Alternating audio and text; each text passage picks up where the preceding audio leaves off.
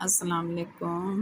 Novel گونگے دکھ، مصنفہ Iqbal Bano, session 2 کی موسم فرقت، قسط نمبر 28۔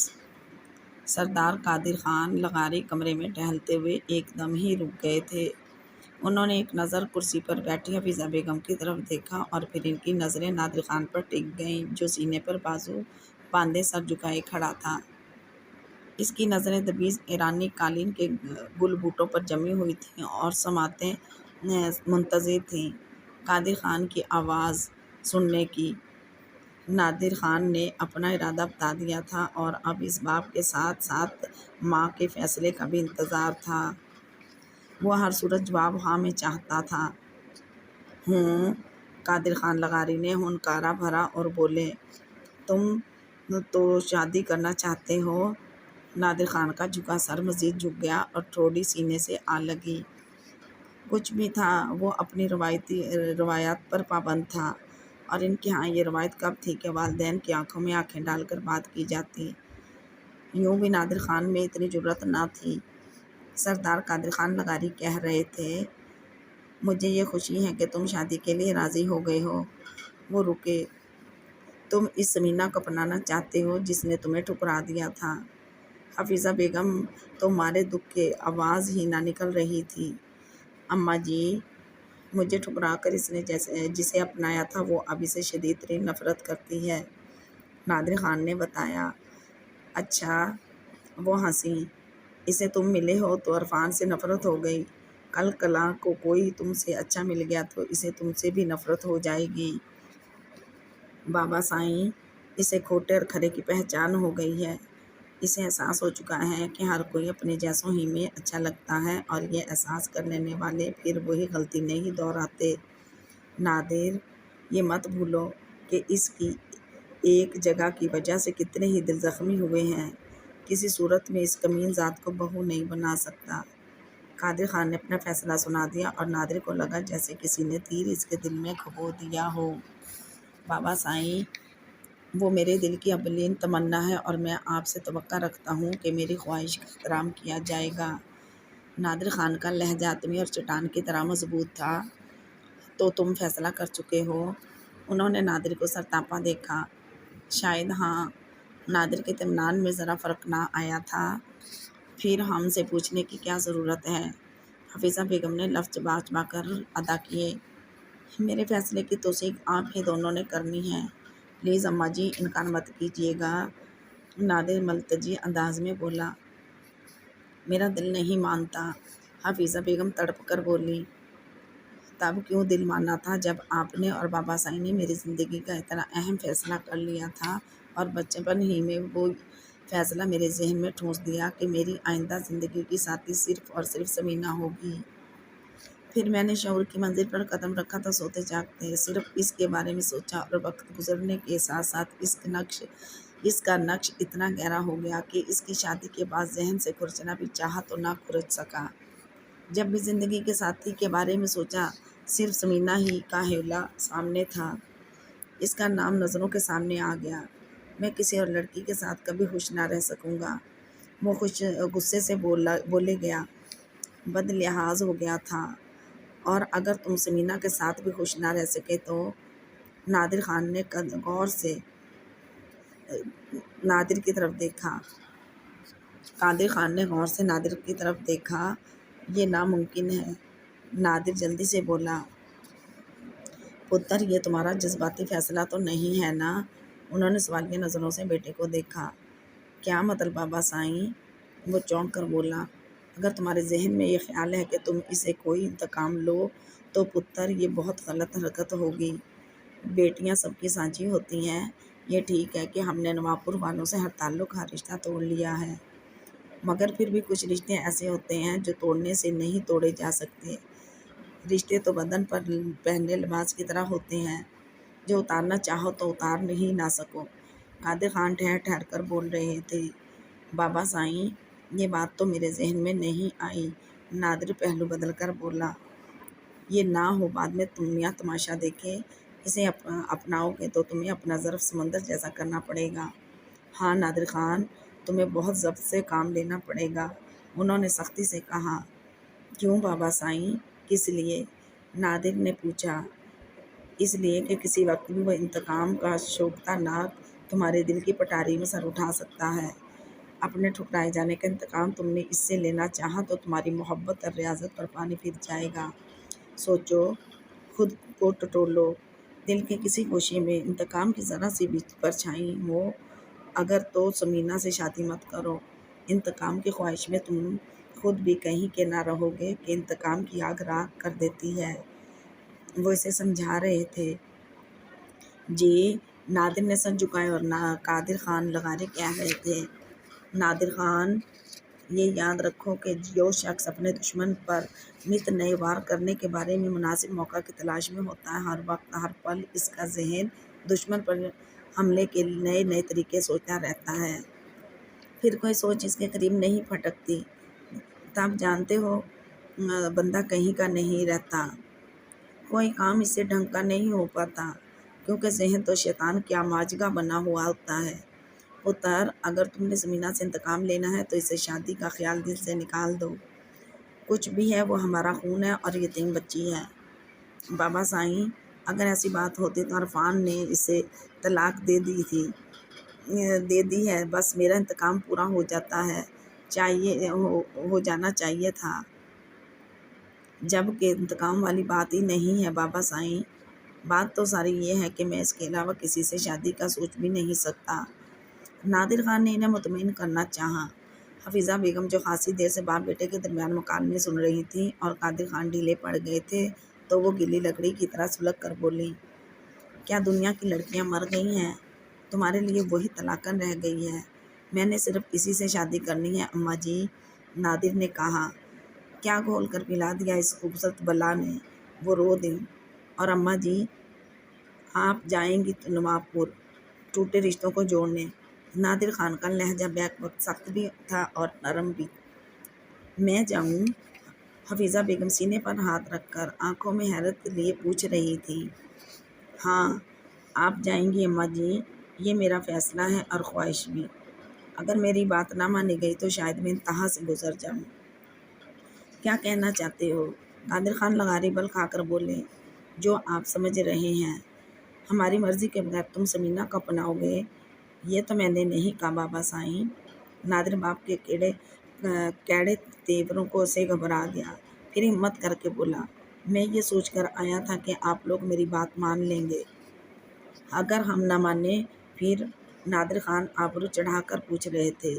پھر بابا سائیں ایک ہی راستہ ہے، وہ ٹھنڈی سانس لے کر بولا۔ کیا تم کورٹ میرج کرو گے؟ ایسا تو میں سوچ بھی نہیں سکتا، نادر نے کہا۔ پھر؟ نادر خان نے سوالیہ نظروں سے اسے دیکھا۔ قادر خان نے سوالیہ نظروں سے اسے دیکھا۔ میں ہمیشہ ہمیشہ کے لیے یہاں سے چلا جاؤں گا، یہ ملک، یہ گھر، آپ کا سب کو چھوڑ دوں گا۔ کیا؟ حفیظ بیگم کو لگا جیسے کسی نے ان کے کلیجے میں چھری گھونپ دی ہو۔ یہی میری سوچ ہے اور یہی میرا فیصلہ ہے، میں یہاں نہیں رہوں گا، وہ دکھ سے بولا۔ مگر مجھے یہ افسوس ہر حال، ہر جا، ہر پل رہے گا کہ میرے والدین نے میری بات نہیں مانی۔ وہ خواہش جو پوری کر سکتے تھے انہوں نے پوری نہ کی۔ یہ دکھ مجھے کہیں بھی چلا جاؤں چین نہ لینے دے گا، نادر خان نے نہایت درد بھرے انداز میں کہا اور پھر رکا نہیں۔ وہ کمرے سے نکلتا چلا گیا کہ اب یہاں رکنا بیکار تھا۔ طرب کا آخری پتہ پھینک دیا تھا اور اسے یقین تھا کہ اس کی بات مان لی جائے گی۔ ماں کبھی بھی اس سے جدائی برداشت نہ کرے گی، وہ بھی ہمیشہ ہمیشہ کی جدائی۔ یہ حوصلہ ان میں نہ تھا۔ وہ ہر روز سمینا کو اپنانا چاہتا تھا۔ عرصہ ہوا اس نے یہ عہد کیا تھا جس روز اس نے آفتاب کی شادی کی سالگرہ میں اسے دیکھا تھا، اور سوچ لیا تھا کہ ہر صورت وہ اسے پائے گا، اور جب عہد نبھائے گا وقت آ رہا تھا۔ والدین دیوار بن رہے تھے، مگر نادر خان ان دیواروں سے ٹکرانے کا بھی مصمم ارادہ کر چکا تھا۔ کہتے ہیں کہ آگ کو جس قدر بھی بجھانے کی کوشش کی جائے تو پہلے تو وہ تیزی سے بھڑکتی، یہ پھر بجھتی ہے۔ یہی حال جوانی کے فیصلوں کا بھی ہوتا ہے۔ جوانی میں صرف جوش ہی جوش ہوتا ہے۔ جوانی کا عشق وہ منہ زور گھوڑا ہے جسے جتنی بھی لگامیں ڈالو ریس لگانے سے باز نہیں رہتا۔ ایسے ہی دور سے نادر بھی گزر رہا تھا۔ اسے آج اپنے بھی دشمن نظر آ رہے تھے جو اس کی راہ میں رکاوٹیں کھڑی کرنا چاہتے تھے۔ وہ ہر رکاوٹ دور کرنے کا حوصلہ رکھتا تھا اور ہر رکاوٹ دور کرنے کا اس لیے عزم کیا ہوا تھا۔ پھر عزائم کی دیوار کے سامنے کوئی بھی ٹک سکا ہے جو قادر خان لغاری جمے رہ سکتے۔ انہیں تو لگ رہا تھا جیسے ان کے اندر کوئی شے ہولے ہولے گر رہی ہو، جسے دیوار سے بھری مٹی کی گرتی ہے، کسی کو پتہ بھی نہیں چلتا، اور نہایت خاموشی اور رازداری سے اس مٹی کو زمین اپنے اندر جذب کر لیتی ہے، اور ایسے ہی ان کا دل بھی سارے دکھ اور کرب کو جذب کرتا تھا۔ ان کی آنکھیں سلگنے لگی تھیں اور دل میں ابال اٹھ رہے تھے، شریانوں میں دوڑتا خون کھول رہا تھا۔ سنا تم نے حفیظہ؟ قادر خان لغاری ہاتھ پر مکہ مارتے ہوئے بولے۔ تب حفیظہ بیگم نے جھکا ہوا سر اٹھایا۔ ان کی آنکھیں آنسوؤں سے لبریز تھیں، کئی لہو رنگ آنسو پلکوں کی باڑ پھلانگنے کے لیے بے قرار تھے۔ کتنے جملے کپ کپاتے لبوں کے پیچھے حلقے میں گھٹ گئے تھے۔ قادر خان نے حفیظہ بیگم کی آنکھوں میں آنسوؤں کی دھند کے پار خواہشوں کے خیمے جلتے صاف دیکھ لیے تھے۔ وہ ماں تھی، ایسی ماں جو بیٹے کے پیدا ہوتے ہی اس کی شادی کے خواب دیکھنے لگتی ہے، اور پھر وہ بیٹے کی شادی اپنی مرضی اور خواہشوں کے مطابق کرنا چاہتی ہے، مگر جب اولاد اس کے بتائے ہوئے راستوں کے بجائے اپنے ہی بنائے ہوئے راستوں پر چلنا چاہے تو ماں کو لگتا ہے جیسے کسی نے اس کا دل نوچ لیا ہو، قدموں تلے سے زمین اور سر سے آسمان ہٹا دیا ہو۔ بیوی کا دکھ تو قادر خان لغاری کا دل چیر ہی رہا تھا، مگر مارے غصے کے ان کا لہو کھول رہا تھا۔ انہیں غصہ بھی حفیظہ بیگم پر ہی آ رہا تھا۔ وہ گرجے، سارا قصور تمہارا ہے، صرف تمہارا، میں نے کیا کیا ہے؟ حفیظہ بیگم کی آنکھوں سے آنسو لڑک کر گالوں پر آ گئے۔ روکا تھا تمہیں، قادر خان مٹھیاں بھیجتے ہوئے کہہ رہے تھے، منع بھی کیا تھا کہ بچوں کی شادی کا فیصلہ چھوٹی عمر میں نہ کرو، یہ پتہ نہیں آئندہ کیا حالات ہوں گے، مگر تم نے نہ مانی میری بات۔ تمہیں تو بھائی عزیز تھا کہ میرا ایک ہی بھائی ہے، اس کے ساتھ ساری عمر کا نسل در نسل کا سانگا چاہتی ہو۔ اب بھائی کا کیا دوش، وہ زندہ ہوتے تو یہ سب کبھی بھی نہ ہوتا۔ وہ سسکتے ہوئے بولی، تم تو زندہ ہو، کیوں نہ بھتیجے سے منوا لیا؟ کر دی دو زندگیاں تباہ، وہ تو قدرت کو سجدہ پر ترس آ گیا، اس کا گھر بن گیا اور میرے دل کو بھی سکون ملا، ورنہ اس کی بڑھتی عمر نے میری نیندیں اڑا دی تھیں۔ تمہیں کیا پتہ حفیظہ بیگم میں نے کیسے وہ دن کاٹے ہیں۔ رضا علی کے انکار سے لے کر سیدہ کے آفاق سے شادی تک کا درمیانی عرصہ وہ 1.25 سال لگتا تھا جیسے 100 صدیاں گزر گئی ہوں۔ آپ کیا سمجھتے ہیں مجھے پریشانی نہ تھی؟ حفیظہ بیگم نے شکوہ کیا۔ تم نے تو بیماریوں کو مہمان کر لیا، جان چھڑا لی ساری پریشانیوں سے۔ قادر خان ہنسے۔ اب نادر کے بارے میں سوچیں۔ کیا سوچوں؟ وہ کرسی پر بیٹھ گئے۔ کیا سوچنے کے لیے باقی رہ گیا ہے؟ تم نے خود ہی سنا ہے اس کا فیصلہ کہ وہ چھوڑے ہوئے راستوں پر پھر چل پڑا ہے۔ نشان منزل ہے، منزل کی نوید بھی مل گئی ہے، آپ اسے سمجھائیں۔ وہ بولی، تم نے سنا نہیں کہ اس نے حتمی لہجے میں کہہ دیا ہے کہ وہ سمینا کے علاوہ کسی کو نہیں اپنائے گا، اور کیا گنجائش باقی رہ جاتی ہے؟ میں اب کیا کروں؟ حفیظہ بیگم کی آنکھوں کے آئینے دھندلا گئے۔ جاؤ اور پھیلاؤ جھولی بھاوج اور بھتیجے کے سامنے۔ قادر خان کے لہجے میں تمسخر تھا۔ میں کبھی نہیں جاؤں گی۔ حفیظہ بیگم ہٹیلے انداز میں بولی، تمہیں جانا ہوگا، میں اتنی کمزور نہیں لغاری صاحب، اولاد کی محبت ایسی سرپھری ہے، ممتا ایسا جذبہ یہ کہ وہ اچھوں کو کمزور کر دیتا ہے، اور اولاد بھی تو تاک کر نشان نہ لگاتی ہے، اسے پتہ ہے کہ کون سی چوٹ والدین کو موم کر دے گی، مگر میں کبھی نہیں جھکوں گی نادر کی خواہش کے سامنے۔ وہ بولی، اچھا دیکھوں گا۔ وہ مسکرائے، دیکھ لیجئے گا، آخر مجھے اپنی عزت اور وقار بھی رکھنا ہے، بیٹے کی محبت کی خاطر میں اپنا وقار مٹی میں ملا دوں، ایسا کبھی نہیں ہوگا۔ حفیظہ بیگم ٹھوس لہجے میں بولی، یہ تو آنے والا وقت بتائے گا۔ قادر خان لغاری ہنسے۔ مت ہنسے اس طرح، وہ نہایت شکستگی سے بولی، کیوں نہ ہنسوں، شاید اس وقت تم مجھے واقعی اپنی ہار پر نہ ہنسنے دو۔ حفیظہ بیگم، عقل کا تقاضا ہے کہ تم نادر کی بات مان لو، وہ اس وقت بھپڑا ہوا شیر بنا ہوا ہے، اور بھپڑے ہوئے شیر کو اچھے شکاری بھی قابو نہیں کر سکتے۔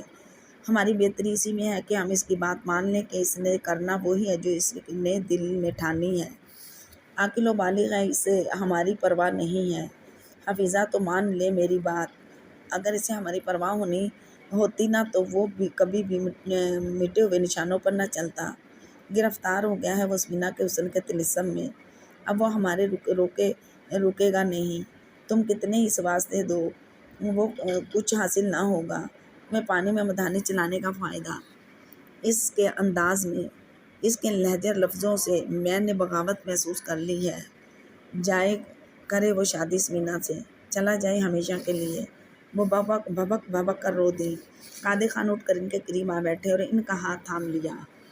ٹھیک ہے، وہ یہ بھی کر گزرے گا، پھر بھی تم تڑپو گی، کلپو گی، چند سالوں بعد پھر ملاپ ہو جائے۔ اس سے بہتر ہے کہ بچھڑ وہی مت، نصیب کا لکھا سمجھ کر قبول کر لو۔ وہ حفیظہ بیگم کا ہاتھ ہولے تھپکتے ہوئے کہہ رہے تھے۔ بیوی کا دکھ قادر خان کا دل چیر رہا تھا، مگر وہ کیا کر سکتے تھے؟ نادر خان نے زخم ہی ایسا لگایا تھا۔ وہ مرد تھے، سہ گئے تھے۔ حفیظہ بیگم عورت تھیں، اپنے دکھ پر آنسو بہا رہی تھیں۔ پھر وہ کتنی دیر نادر خان کی وکالت کرتے رہے کہ یہی حالات کا تقاضا ہے، اور حفیظہ بیگم کی آنکھیں اشک بہاتی رہیں۔ گلی میں دروازے پر شاید موٹر آ کر رکی تھی، اور اسی آواز کی تو وہ کل ہی سے منتظر تھیں۔ جب انہیں ہوش میں آتے ہی اماں نے نوید دی تھی کہ عرفان نواب پور گیا ہے احسن کو لینے، اور سالیہ نے لمحوں کو گننا شروع کر دیا تھا۔ ساری رات امید و بہم و مایوسی اور بے چینی میں گزاری ہے۔ صبح سے کتنے ہی چکر انہوں نے اندر سے باہر تک لگا لیے تھے۔ متفکر سی تھی، پتہ نہیں رضا میرے حسن کو بھیجیں گے کہ نہیں، کیا خبر عرفان سے لڑ پڑے ہوں۔ احسن کو نہ بھیجیں تو کتنی سبکی ہوگی نا، میں کس طرح جیوں گی۔ خواہشوں اور امیدوں کے گھروندے بنا لیتے اور خیالوں کی زہریلی ہوا ان کو ڈھا دیتی۔ اب موٹر کی آواز سنتے ہوئے تقریباً دوڑتی ہوئی دروازے پر آئیں اور جلدی سے چٹخنی گرا دی، اور پھر مارے حیرت کے ان کی آنکھیں پھٹی رہ گئیں۔ حلیمہ بھی موٹر سے اتر رہی تھی، ان کے ساتھ ہی زریں بھی تھیں، اور افشاں نے احسن کو گود میں اٹھایا ہوا تھا۔ دروازے کے بیچوں بیچ کھڑی سالیہ کو دیکھ کر احسن نے بازو پھیلا لیے۔ مما مما، وہ روتے ہوئے ماں کو پکار رہا تھا۔ سالیہ نے اس کی آواز کو، اس کے رونے کو نظر انداز کیا، آگے بڑھیں اور حلیمہ بی بی کے کھلے بازوؤں میں سما کر بلک پڑیں۔ تو کیا اپنا گھر چھوڑ کر چلی آئی بختاں والی؟ بھلا کوئی عورت اپنا گھر بھی چھوڑتی ہے؟ حلیمہ بی بی ان کی پیٹھ پر ہاتھ پھیرتے ہوئے گلگیر آواز میں کہہ رہی تھی۔ ماں جی، سالیہ خاتون نے اپنا آنسوؤں سے تر چہرہ اٹھا کر انہیں زخمی نظروں سے دیکھا۔ وہ گھائل ہرنی جیسی نظریں حلیمہ بی بی کے دل میں ترازو ہو گئیں۔ انہوں نے سالیہ کی پیشانی چوم لی، اور آنسو خاموشی سے ان کے رخساروں میں بہہ نکلے۔ ان کی مضطرب انگلیوں نے سالیہ کے ہونٹوں پر قفل لگا دیا، پھر وہ سالیہ کو ساتھ لگائے اندر چلی آئیں۔ میرا کوئی قصور نہیں ماں جی، سالیہ نے ہولے سے بتایا۔ پتہ ہے مجھے، وہ بھی ہولے سے بولی۔ پھر انہوں نے عرفان سے احسن کو لے لیا اور سالیہ کی طرف بڑھاتے ہوئے بولی، لو اپنا بیٹا، کس طرح رہ لیں تم اس کے بغیر؟ سچ بھابو، یہ تو بہت بیمار ہو گیا تھا، زرین نے سالیہ کے گرد بازو حمائل کر کے کہا۔ سالیہ نے احسن کو بازوؤں میں بھر لیا اور اس کے گالوں، پیشانی اور ہونٹوں پر بوسوں کی بارش کر دی۔ حلیمہ بی بی کی آنکھوں سے بے دریغ آنسو نکل آئے۔ ممتا میں کتنی شدت اور تڑپ ہوتی ہے، یہ تو وہ بھی جانتی تھی۔ احسن بھی تو ماں کی گردن سے چپک گیا تھا۔ عالیہ، حلیمہ بی بی اور زریں کو لے کر بی اماں کے کمرے میں چلی گئی کہ وہ ان سارے حالات سے بے خبر ہی تو تھیں۔ تب سالیہ نے قریب کھڑے عرفان کو دیکھا اور تشکر آمیز لہجے میں بولی، عرفی، آج تم نے اپنے تمام تر زیادتیوں کا ازالہ کر دیا ہے۔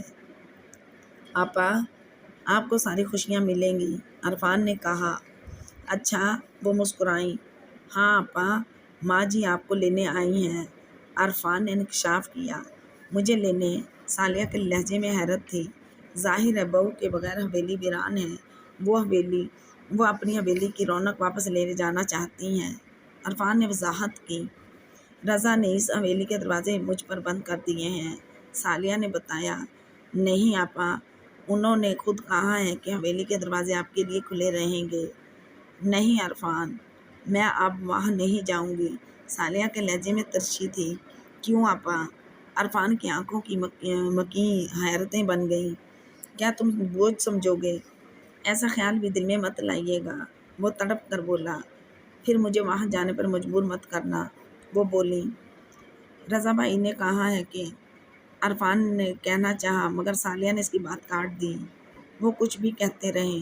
عرفان، میں برداشت نہیں کر سکتی، مت آزماؤ میری قوت برداشت کو، میں وہاں نہیں جاؤں گی، ثالیہ نے کہا اور احسن کو لینے اندر چلی گئیں۔ دھی رانی، تم تیاری کر لو۔ انہیں دیکھتے ہی ماں جی بولیں۔ کیسی تیاری ماں جی؟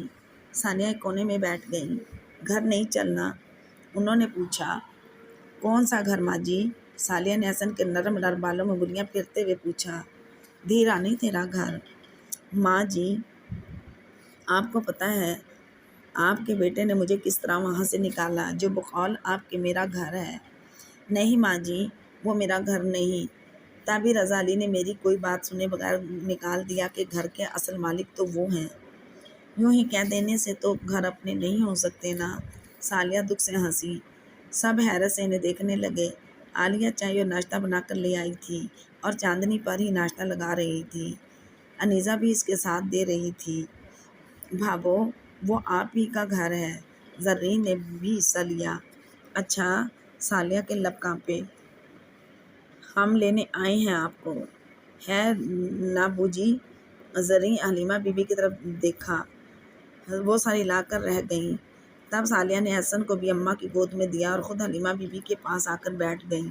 پھر ان کا ہاتھ تھام کر لبوں سے لگاتے ہوئے بولیں، ماں جی، آپ تو سب جانتی ہیں، پھر بھی۔ ہاں، میں جانتی ہوں کہ حویلی کی مالکن اس میں بس واپس چلے، اور یہ تو رضا نے کہا ہے، یہ عرفان سے پوچھ لو۔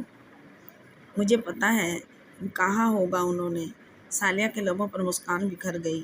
ماں جی، میں آپ کی بے حد عزت کرتی ہوں، میرے دل میں آپ کی قدر اور احترام ہے، وہ لفظوں میں بیان نہیں ہو سکتا، مگر ماں جی نے جس طرح ملک صاحب نے میری عزت نفس کو مجروح کیا ہے، میں برداشت نہیں کر سکتی۔ آخر میں بھی انسان ہوں، پتھر نہیں۔ پلیز ماں جی، مجھے اب مجبور مت کریں، ثالیہ نے مدھم آواز میں کہا۔ ان کے لہجے کی تھکن اور شکستگی نے حلیمہ بی بی کے ساتھ کمرے میں موجود سب کو ہی چور کر دیا تھا، چور کر دیا تھا۔ ثالیہ خاتون کی آنکھیں بجھی بجھی تھیں، ان میں آنسو چمک رہے تھے، ان کے چہرے کا رنگ بے رنگ اور پھیکا تھا۔ تو تم کبھی نہیں آؤ گی وہاں؟ آؤں گی، مگر ایک شرط ہے، ثالیہ نے کہا۔ کیسی شرط؟ بے ساختہ ماں جی کے لب کانپے۔ رضا علی گیلانی مجھے خود لینے آئیں۔ کیا مطلب ہے؟ حلیمہ بی بی حیران رہ گئیں۔ میں جو آئی ہوں، کیا رضا مجھ سے بڑھ کر ہے؟ ان کا لہجہ سرد تھا۔ مجھے اس حویلی سے انہوں نے نکالا تھا اور وہی مجھے لینے آئیں گے تو میں جاؤں گی، ورنہ نہیں ماں جی۔ میں نہیں چاہتی کہ وہ اپنے پیاروں کی محبت اور مجبور ہوں۔ ہاں ماں جی، بہت سزا بھگتی ہے انہوں نے، اور مجھے یقین ہے آپ ہی انہیں مجبور کیا ہوگا مجھے لانے کو۔ پھر وہ آ جائیں، جنہوں نے زخم لگائے ہیں، محرم بن کر آئے تو قسم سے ماں جی، میرا وعدہ، وہ کچھ بھی نہ کہیں گے، میں ان کے ساتھ چل پڑوں گی۔ آخر میری سیکورٹی تو ہونا۔ پلیز ماں جی، میں مزید کانٹوں پر نہیں چل سکتی، آپ مجھے مجبور کر کے شرمندہ مت کیجیے۔ ثالیہ کی آواز میں ہزاروں آنسوؤں کی نمی تھی اور ٹوٹے ہوئے کانچ کی چبھن تھی۔ بار بار ثالیہ کی آنکھوں میں آنسو آ جا رہے تھے۔ ان کی آنکھوں میں نہ جانے کیسا کرب تھا کہ کوئی بھی کچھ نہ کہہ سکا۔ ویسے بو جی، ثالیہ بھابھی صحیح کہہ رہی ہیں، رضا بھائی کو بھی سزا ملنی چاہیے، جو اتنی جلدی میں غلط فیصلہ کر لیا۔ زرین نے ثالیہ کی بات سے اتفاق کرتے ہوئے کہا۔ صحیح تو ہے، مگر حلیمہ بی بی کی سمجھ میں کچھ نہ آ رہا تھا۔ مگر کچھ نہیں بو جی، اگر وہ چاہتے ہیں کہ ان کی بیوی واپس حویلی میں آ جائے تو یہ معمولی سی شرط انہیں مان لینی چاہیے۔ آخر عورت کب تک جھکتی رہے، اور اسی میں رضا بھائی کی بڑائی ہے کہ وہ ثالیہ بھابھی کو لے جائیں، زندگی کو ایک نیا موڑ دیں۔ کوئی احسان نہیں کریں گے وہ ثالیہ بھابھی کو لے جا کر۔ اب تک کون سا احسان کیا ہے انہوں نے؟ زریں منہ بنا کر کہہ رہی تھی۔ یہ مت کہو زریں، رضا علی نے بہت بڑا احسان کیا ہے، ثالیہ نے جلدی سے کہا۔ کون سا؟ زریں نے بے چین ہو کر پوچھا۔ اپنا نام اور احسان مجھے دے کر، ثالیہ نے بتایا۔ زریں سوچنے لگی، عورت کتنی خوش فہم ہوتی ہے، ذرا سی خوشی مرد دے دے تو خزانہ سمجھ لیتی ہے۔ بھئی ناشتہ ٹھنڈا ہو رہا ہے، انیزہ نے یاد دلایا۔ خواہش نہ ہوتے ہوئے بھی زریں اور ماں جی ناشتہ کرنے لگیں کہ وہ اتنے پرخلوص لوگوں کا دل توڑنا نہ چاہتی تھیں۔ سالیہ بھی ان کے ساتھ ناشتے میں شریک ہو گئی۔ بھی اماں کی آنکھوں میں آنسو آ گئے۔ آج ان کی بیٹی خود ہی ناشتہ کر رہی تھی، ورنہ 3 روز سے اس نے کچھ بھی تو نہ کھایا تھا۔ رات بھی بڑی مشکل سے اسے سوپ پلایا تھا، ورنہ وہ تو کچھ کھاتی ہی نہ تھی۔ سالیہ حسن کو انڈا کھلاتے ہوئے سوچ رہی تھی، ماں جی آپ کو کیا پتہ ہے، آپ کے بیٹے نے انجانے ہی میں نہیں بلکہ جان بوجھ کر میری جھولی میں کتنے ہی رت جگہ ڈالے ہیں۔ نامراد تو میں شروع سے ہی تھی، مگر جو دکھ مجھے رضا نے دیے ہیں، جو رنج انہوں نے میرے دل کے مہمان کیے ہیں، وہ تو مجھے کبھی بھی نہ ملے تھے۔ قرب میں کتنی دوریاں تھیں، کتنے فاصلے تھے، وہ فاصلے تو کبھی نہیں مٹتے جو قربتوں میں بھی موجود رہیں، اور اب دکھ اور محرومیاں میرے لیے ناقابل برداشت ہو گئی تھیں۔ باخدا میں وہاں سے نکلنا نہیں چاہتی تھی کسی طور بھی، مگر انہوں نے جو تہذیب کی ہے میری، وہ میں تب ہی بھولوں گی جب وہ خود آئیں، اور ایسا موقع بھی ہے۔ میرے باپ کی تعزیت کے لیے بھی وہ نہ آ سکتے تھے، پر ماں جی ان کا اونچا شملہ نہ گر جاتا۔ وہ کبھی مجھے دل میں جگہ نہیں دے سکتے ماں جی، چاہے آپ کتنی ہی کوشش کریں، اور آپ کی ہی وجہ سے میں اس حویلی میں رہ رہی تھی۔ آپ چند روز کے لیے تونسا گئیں اور رضا علی نے مجھے لفظوں کے دھکے دے کر نکال دیا، یعنی تا عمر آپ ہی میرا سہارا رہیں گی، آپ کے سہارے میں اس حویلی میں رہ سکوں گی، اور یہ سہارا کب تک؟ نہیں ماں جی، اب میں پکا کام کرنا چاہتی ہوں، اور یہ بھی میری ازدواجی زندگی کے سہارے کی بنیاد ہے۔ میں سارے کرب سہ لوں گی، مگر اس بات پر ایک پتہ میرے ہاتھ میں بھی ہے، معلوم نہیں بازی آتی بھی ہے یا نہیں۔ اور پھر سپہر کو جب زریں اور حلیمہ بی بی جانے لگیں تو حلیمہ بی بی نے چلتے چلتے بھی سالیہ کو سمجھانا چاہا تھا، تم ضد چھوڑ دو تو بہتر ہے دی رانی۔ شاید وہ بھی بیٹے سے خوفزدہ تھیں، وہ بیٹے کی ضد سے واقف تھیں، اگر وہ نہ مانا پھر حلیمہ بی بی کا ذہن مجمد ہو جاتا۔ یہی سوچ کر تو دھڑکنیں رکنے لگتی، تبھی تو وہ سمجھا رہی تھی، تم نے اب تک اس کی کج ادائیاں سہی ہیں، اب حوصلہ نہیں ہے ماں جی۔ سالیہ کی آواز میں آنسوؤں کی نمی تھی۔ سالیہ ٹوٹ چکی ہے ماں جی، اور یہ ٹوٹی ہوئی سالیہ صرف ایک جھٹکے کی محتاج ہے۔ میں اپنے احسن کے لیے زندہ رہنا چاہتی ہوں، رضا کے دوسرے روپ کے لیے زندگی کی خواہش مند ہوں، پلیز ماں جی۔ سالیہ کی آنکھوں سے آنسوؤں کی برسات ہونے لگی۔ بہت رو چکیں، مزید مت رو۔ حلیمہ بی بی نے ان کے آنسو صاف کرتے ہوئے پیار سے کہا، اگر رضا آ جائے تو تم آ جاؤ گی نا؟ ان کے لہجے میں خدشے بول رہے تھے۔ سر کے بل آؤں گی ماں جی، اگر وہ آئے تو، بس میری اتنی سی شرط ہے۔ سالیہ نے کہا، ہاں اب تک بھابوں نے ان کی بات مانی ہے، اب انہیں بھی بات ماننی چاہیے، اور پھر انہوں نے خود ہی تو کہا تھا سالیہ سے کہنا آ جائے، لیکن بو جی ان کی بات بھی درست ہے، آخر کب تک یہ جھکتی رہیں گی؟ انہیں پتہ تو چلے۔ مجھے بہت خوشی ہے بھابو آپ کے فیصلے سے۔ زریں نے ان کا منہ چوم لیا تو وہ آنسوؤں کے بیچ مسکرا دی، لیکن میں پھر کہہ رہی ہوں کہ حویلی کو مالکہ کی ضرورت ہے، اور اس کی مالکہ صرف تم ہو، کہیں بھی رہو تمہاری حیثیت نہیں بدل سکتی۔ حلیمہ بی بی نے ان کی پیشانی چوم لی۔ ان کے لہجے اور آنکھوں میں سالیہ خاتون کے لیے پیار ہی پیار تھا۔ پھر انہوں نے احسن کو پیار کیا۔ بی اماں اور فاخرہ خالہ سے گلے ملے، اور پھر وہ سب گلی میں انہیں موٹر میں بٹھانے آئے تھے، سوائے بی اماں کے۔ میں منتظر رہوں گی تمہاری دھی رانی، حلیمہ بی بی موٹر میں بیٹھتے ہوئے بولی۔ ہاں بھابو، انتظار نہ رہے، پھر آپ اور کوئی شرط نہ رکھ دیجیے گا، فیئر گیم کھیلے گا۔ زریں نے کہا، میں فیئر گیم ہی کی عادی ہوں زریں ڈارلنگ۔ سالیہ نے مسکرا کر کہا۔ جادو نے موٹر اسٹارٹ کر دی۔ موٹر گلی کا موڑ مڑ چکی تھی۔ عالیہ، انیسہ اور فاخرہ خالہ اندر گھر میں جا چکی تھی، مگر سالیہ اب تک وہیں کھڑی تھی، اپنا شکستہ دل اور ٹوٹے پھوٹے وجود کے ساتھ۔ کاش ماں جی آپ میرے سینے کے زخم دیکھ سکتی، دکھ کا انوکھا کانچ جو میرے دل میں چبھتا رہتا ہے۔ میں تو دکھ کے ایسے گہرے سمندر میں گر گئی ہوں کہ شاید اب کبھی بھی نہ نکل سکوں۔ کرچیاں کرچیاں ہو گیا ہے میرا وجود، اور بھلا کرچیاں بھی کبھی جڑ سکتی ہیں؟ آپ کا کیا پتہ کہ میں نے یہ شرط کیوں رکھی ہے؟ ایک آس کی ننھی سی کرن ہے جسے میں بجھنے نہیں دینا چاہتی۔ شاید ملک جی آ جائیں تو زندگی کا باقی ماندہ سفر سہل ہو جائے گا۔ میرے بچوں پر ہم دونوں کی سرد موری کا اثر نہیں پڑے گا۔ بچوں کے بہتر مستقبل کی خاطر میں ایسا چاہتی ہوں کہ وہ خود آ کر مجھے لے جائیں۔ پتہ نہیں کیوں رضا علی نے میرے دل کو پیروں تلے روندا۔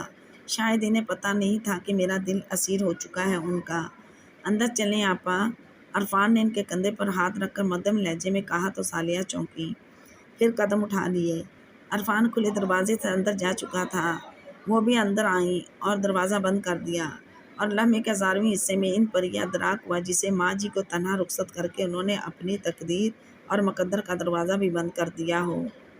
ایک انجانے خوف کا کانٹا ان کے دل میں چبھ کر کسک دینے لگا۔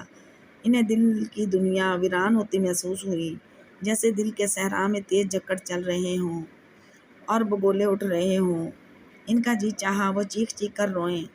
ایک گہرا سا درد ان کے دل کو چیر رہا تھا۔ وہ آنکھوں میں آنسو بھرے، خوبصورت ہونٹوں کو بے دردی سے کچلتے ہوئے بھی اماں کے کمرے کی طرف دوڑیں کہ اب ان کی آخری پناہ گاہ بھی اماں کی نرم نرم آغوش ہی تو تھی، جہاں وہ منہ چھپا کر سارے آنسو بہا دینا چاہتی تھیں تاکہ دل پر سے کچھ تو بوجھ کم ہو جائے۔